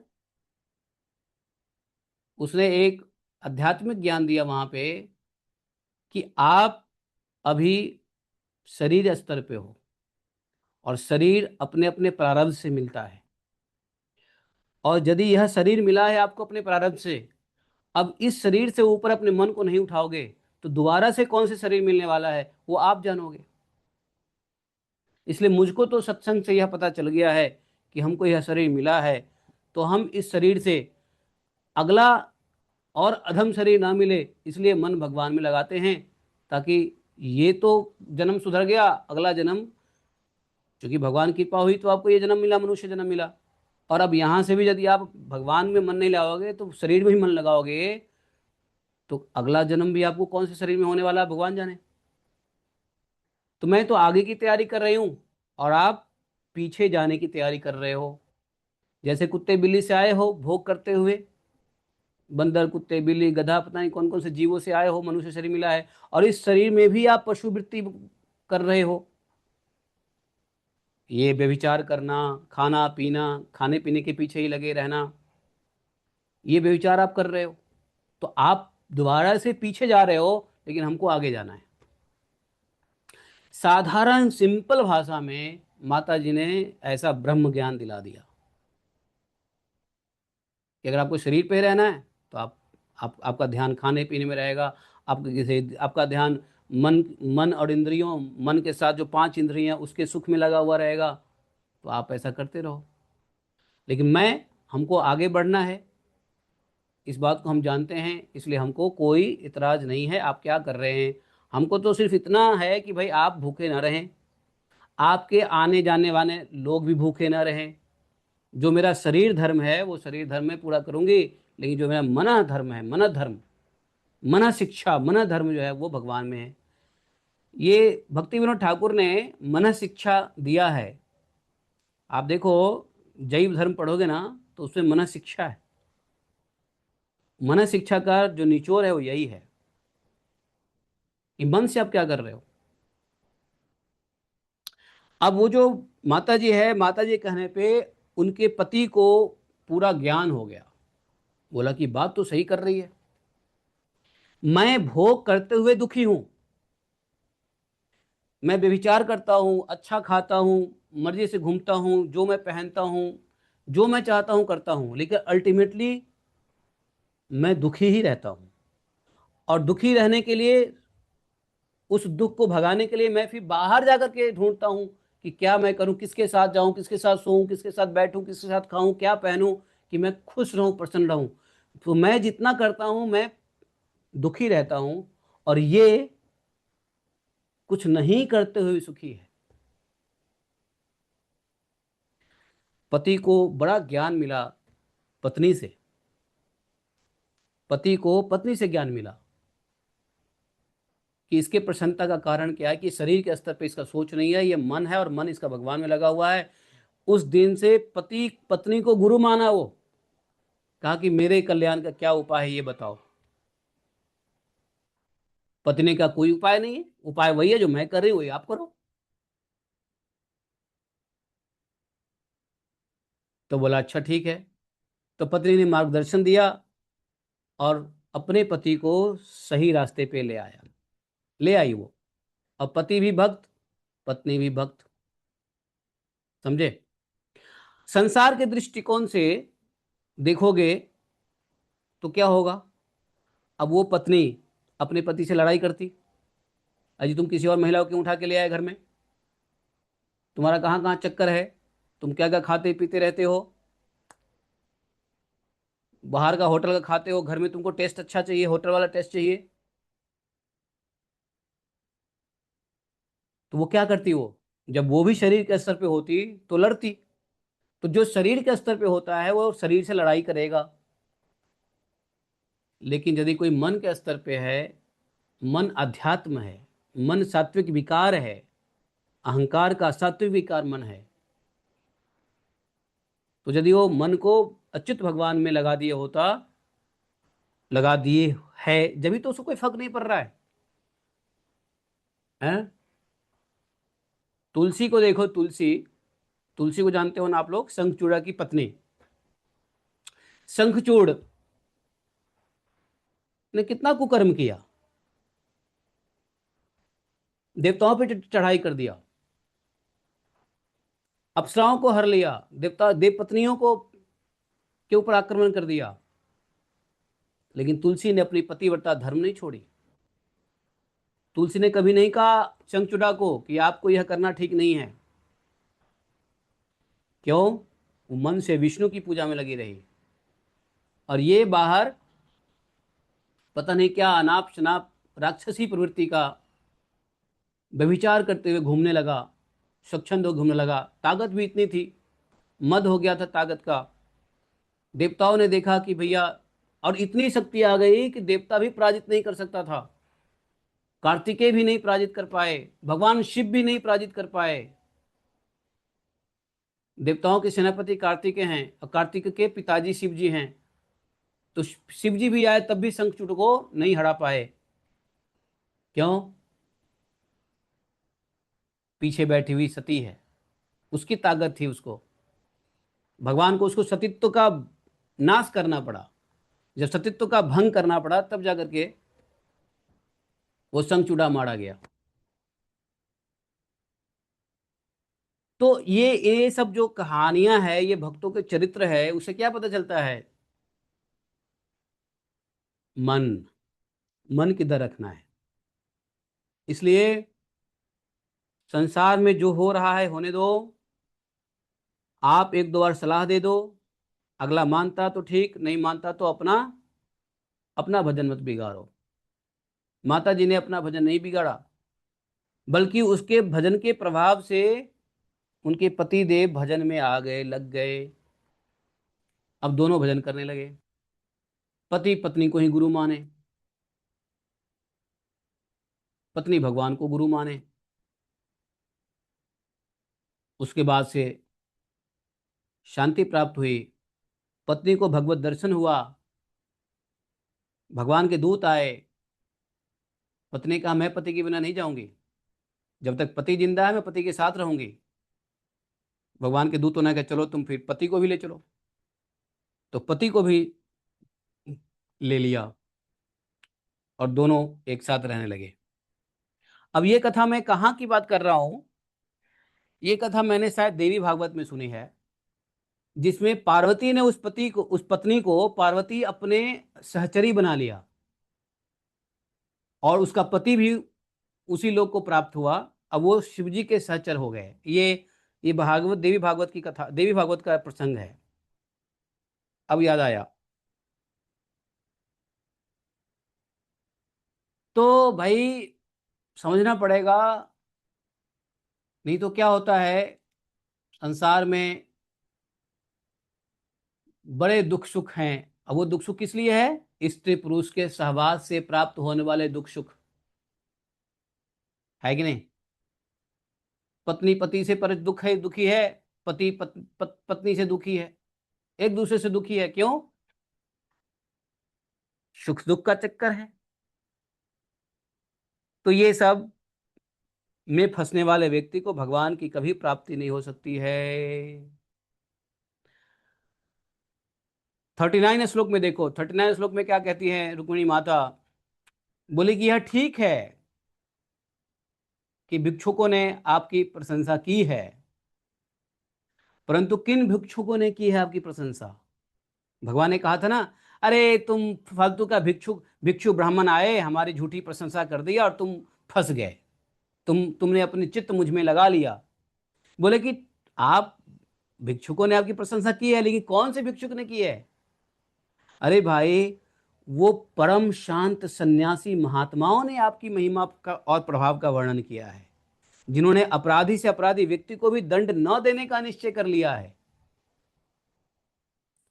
मैं अदूरदर्शिता से नहीं, इस बात को समझते हुए आपको वर्ण किया है कि आप सारे जगत के आत्मा है और अपने प्रेमियों को आत्मदान करते हैं। मैंने जानबूझकर उन ब्रह्मा और देवराज इंद्र आदि का भी इसलिए परित्याग कर दिया कि आपकी भावों के इशारे से पैदा होने वाला काल अपने वेग से उनकी आशा अभिलाषाओं पर पानी फेर देता है। रुक्मिणी माता ने कहा कि मैं तो देवराज इंद्र को भी परित्याग किया। कब परित्याग किया? लक्ष्मी माता ने देवराज इंद्र को कब परित्याग, देवताओं को ही परित्याग किया। कब किया परित्याग? अरे जब समुद्र मंथन हो रहा था, जब समुद्र मंथन हो रहा था तो परित्याग किया ना, भगवान को ही वर्ण किया माता ने, नहीं। तो बोला कि मैंने तो देवताओं को भी परित्याग किया, ब्रह्मा और देवराज इंद्र आदि सबका भी परित्याग किया। क्यों? क्योंकि आपके भावों के इशारे से जो काल है ना, वो आपके भावों के इशारे से चलता है। वो अपने वेग से सबके आशा अभिलाषाओं पे पानी फेर देता है। फिर दूसरों की शिशुपाल, दंतवक्त्र और जरासंध की बात ही क्या है? आपके सामने क्या है? जब बड़े बड़े देवताओं का नहीं चलता है तो ये लोग हैं क्या? तो भगवान ने कहा था ना कि तुम अदूरदर्शिता, तुम्हें दूर की चीजें तुमने नहीं सोचा, दूर की बात तुमने नहीं सोचा। ब्राह्मणों की बात सुन करके तुम खाली पीली का तुम मेरे पीछे पड़ गए। ब्राह्मणों ने भिक्षुकों ने झूठी प्रशंसा कर, ब्राह्मण भिक्षुक होता है तो बोले ब्राह्मणों ने प्रशंसा कर दी, तुम मेरे उसमें आ गए हैं, अदूरदर्शिता है। तो रुक्मिणी माता ने कहा कि हाँ, मैं अदूरदर्शिता से नहीं बल्कि बुद्धि विवेक से आपको वर्ण किया है कि नहीं? भगवत बुद्धि से हमने आपको वर्ण किया है। ऐसा माता जी ने बोली। और माता जी क्या बोलती है 41वें श्लोक में? अरे कितने श्लोक, अरे बाप रे, हम अभी 41वें श्लोक पे हैं। हाँ, अब भगवान जो बोलेंगे कल पढ़ेंगे, ठीक है? आज रुक्मिणी मैया की बात सुन लेते हैं। रुक्मिणी मैया की बात एक दो और श्लोक है, उसको पढ़ लेते हैं। वैसे रुक्मिणी मैया की एक एक बात बड़ा सार गर्भित है। आप लोग ध्यान से सुन रहे हैं, नहीं सुन रहे हैं? समझ में आ रहा है कि नहीं समझ में आ रहा है, या सिर्फ मैं ही समझ रहा हूं? है, समझ में आ रहा है ना? सब सो गए क्या रुक्मिणी माता की बात सुन करके? सुन रहे हैं? हाँ, समय भी हो गया है, 10 बज गया है मेरे ख्याल से। अब आगे पढ़ेंगे, चैतन्य भागवत पढ़ने का समय हो गया है। तो 8:30 शुरू किया था भागवत, अभी 10 बज गया, 1.5 घंटे तो हो गए मेरे ख्याल से रिकॉर्डिंग के। Let me see the recording. हाँ, रिकॉर्डिंग 1 घंटे 28 मिनट का हो गया है, तो 1.5 घंटा हो गया है। तो रुक्मिणी माता की बात बहुत सार गर्भित है, इतना जल्दी जल्दी मत सुनो, थोड़ा धीरे धीरे सुनो, समझते हुए सुनो, ज़्यादा अच्छा है। क्यों? तो 40वें श्लोक तक हम लोगों ने 39 श्लोक तक किया है। 40 to 48 रुक्मिणी बोलती हैं और उसके बाद भगवान बोलेंगे और यह अध्याय समाप्त हो जाएगा। कल ही 61वां अध्याय का भी शुरुआत हो जाएगा, जिसमें भगवान के संतति का वर्णन, अनिरुद्ध के विवाह में रुक्मिणी जी का मारा जाना, Rukmi sorry my bad, Rukmi ji का मारा जाना। अनिरुद्ध के विवाह में रुक्मी मारा जाएगा। तो भगवान ने तो छोड़ दिया था उस वक्त, लेकिन रुक्मी मरेगा, चिंता मत करो। तो आज के लिए इतना ही काफ़ी है। बोले ग्रंथराज श्रीमद् भागवतम की जय। एकम शास्त्रम देव की पुत्र गीतम, एको देवो देव की पुत्र एव, एकम मंतशतश नमानयानि कर्मापि तस्य द्वस्य सेवा, तमेव माता च पिता तमेव बंधुश्च सखा तमेव त्वमेव विद्या द्रविणं त्वमेव त्वमेव मम सर्वदेव देवः। कृष्णाय वासुदेवाय हरये परमात्मने प्रणक्लेशनाशाय गोविंदाय नमो नमः। हे कृष्ण करुणा सिंधो दीनबंधो जगतपते गोपेश गोपिका कांतम राधा कांतम नमोस्तुते। तप्त कांचन गौरांगी राधे वृंदावनेश्वरी वृषभानुसुते देवी प्रणमामि हरिप्रिये। वाञ्छाकल्पतरुभ्यश्च कृपा सिन्धुभयेव च पतितानां पापनेभ्यो वैष्णवेभ्यो नमो नमः। जय श्री कृष्ण चैतन्य प्रभु नित्यानंद श्री अद्वैत गदाधर शिवासादि गौर भक्तवृंदा। हरे कृष्णा कृष्ण कृष्ण हरे हरे हरे राम राम राम हरे हरे। 2 मिनट के लिए किसी का कोई प्रश्न है, कोई शंका समाधान है, कोई कुछ कहना चाहता है? 2 मिनट के लिए बोलो जल्दी। कोई प्रश्न नहीं है? ओके। हाँ बोलो बोलो, क्या बोले? हाँ। स्टोरी में करते हैं ना आप, फीमेल भक्ति हम्म। संत सखुबाई जी है क्या? नहीं नहीं, वो संत सुखबाई नहीं है, वो भागवतम में है, देवी भागवतम में है। अच्छा अच्छा, ठीक है। सकुबाई का भी ऐसा ही स्टोरी है क्या? मतलब उनका भी ऐसे ही गृहस्थी है, जो पति थोड़ा सा परेशान करते थे, और उनकी सासू माँ, ये सब कुछ सेम है, तो इसलिए डाउट आया था। सकुबाई का भागवतम में भक्तमाल में है सकुबाई की कथा। अच्छा अच्छा। हाँ हाँ, सकुबाई की कथा हाँ, भक्तमाल में है। मैं सुना हुआ हूँ। हाँ मैं सुना हूँ, राजेंद्र दास बाबा जी के मुंह से सकुबाई की कथा सुना हुआ हूँ मैं। ठीक है। ठीक है। मुझे हम्म। एक चीज पूछनी थी, जैसे मेरी सिस्टर है, वो तो बहुत ज्यादा शिव जी की पूजा करती है, मतलब उनका नाम जप करती है, हम्म। मतलब कई घंटे ही करती है दिन में, मुझे लगता है 15-16 हम्म। 14-15 घंटे करती होगी। हम्म। तो जब उसका ऑपरेशन था, उसको कैंसर हुआ था, तो मैंने उसको बोला कि तो ये हरे हरे कृष्णा महामंत्र मैंने भी किया, और वो तब से 2 माला वो भी करती है। और तो इसका मतलब क्या, आपने कहा कि आज जो भोले बाबा के जो नाम जप करते हैं उसके बाद भगवान की भक्ति में आते हैं, तो मैं तो उसको कई सालों से मैंने देख कहा रही कि जो पशु होते हैं, पशु को भगवत रूपी मनुष्य बनाते हैं शंकर जी। जब शंकर जी की कृपा होती है कि हाँ ये जीव अब भगवान की भक्ति करे, चाहे जिस रूप में हो, चाहे आपकी आपकी वाणी के रूप में उसने आपकी बात मान ली, तो शिव जी ने आपकी वाणी के रूप में आकर उसको इंस्ट्रक्शन दे दिया, कुछ भी हो सकता है। हूँ। तो ये बात है। तो प्रश्न क्या है आपका? प्रश्न मेरा ये है कि जो शिव जी भोलेनाथ की जो करते हैं, भक्ति करते हैं, और जैसे हम लोग तो जैसे माला जाप करते हैं भगवान का, कृष्ण भगवान का, तो किस मतलब अल्टीमेटली आपको किसके भक्ति तो कृष्ण की हम कहते हैं ना, तो सर्वोच्च है। अरे तो आप भोले बाबा देखो, को जब तक पशु से मनुष्य नहीं हो जाते, पशुपति नाथ छोड़ देते हैं उसको, फिर वो भक्त बन जाता है। फिर आप माला करते हो तो ठीक है, माला करते हो तो शिव जी अब हमारे महावैष्णव हो गए और हमारे नाथ हो गए गोपीनाथ। ठीक है। जब तक हम गोपीनाथ को नाथ नहीं समझते तब तक हमारे पशुपति नाथ ही हमारे नाथ हैं। आप समझे? जब तक कोई जीव गोपीनाथ को नाथ ना समझे तब तक वो पशुपति नाथ को ही नाथ समझे, क्योंकि वो पशु है जो गोपीनाथ को नहीं जानता है। ठीक है, नहीं समझे बात को? समझ गए? समझ गए प्रभु। तो पशुपति नाथ से गोपीनाथ में जाना, ये यही प्रोग्रेस है, यही भागवत धर्म है। तो इसलिए भगवान स्वयं शंकर के रूप में आके, संकर्षण तत्व हैं शिव जी किस कौन से तत्व हैं? संकर्षण तत्व हैं, संकर्षण के तत्व हैं। शिव जी जो है, शिव जी के आराध्य देव कौन है? संकर्षण भगवान है। संकर्षण कौन है? नित्यानंद है। तो ये गुरु तत्व हैं, शिव जी गुरु तत्व हैं। और गुरु क्या करता है? पशु को मनुष्य बनाता है ना? हम जैसे पशु को गुरु ज्ञान देके मनुष्य बनाता है और शिक्षा देता है कि पुत्र, ये गोपीनाथ ही तुम्हारे देवता इष्ट हैं। समझे? ऐसा होता है। Thank you very much. जय श्री राधे। शक्ति भी आ रही है के बारे में जयंती भी आ रही है ना, उसके बारे में बताना प्रभु। कौन सी जयंती आ रही है? बलराम जयंती आएगी ना 20। अरे बलराम जयंती आएगी, देखेंगे। बलराम जी के बारे में पढ़ ही तो रहे हैं, नित्यानंद प्रभु के बारे में पढ़ ही तो रहे हैं। और अब कुछ लेक्चर्स इस्कॉन वालों का सुन लिया करो, सब मेरे मुंह से क्यों सुनते हो? आप चैनल खोलोगे तो सब जगह बलराम जी के बारे में कथा होती रहेगी, और कथा एक ही है, बलराम जी ने प्रलंबासुर को मारा, बलराम जी ने इसको मारा, उसको मारा, उसको मारा।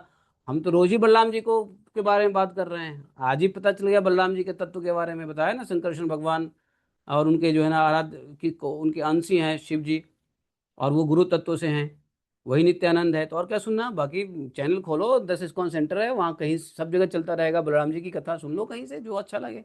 बोलो जय जय श्री राधे।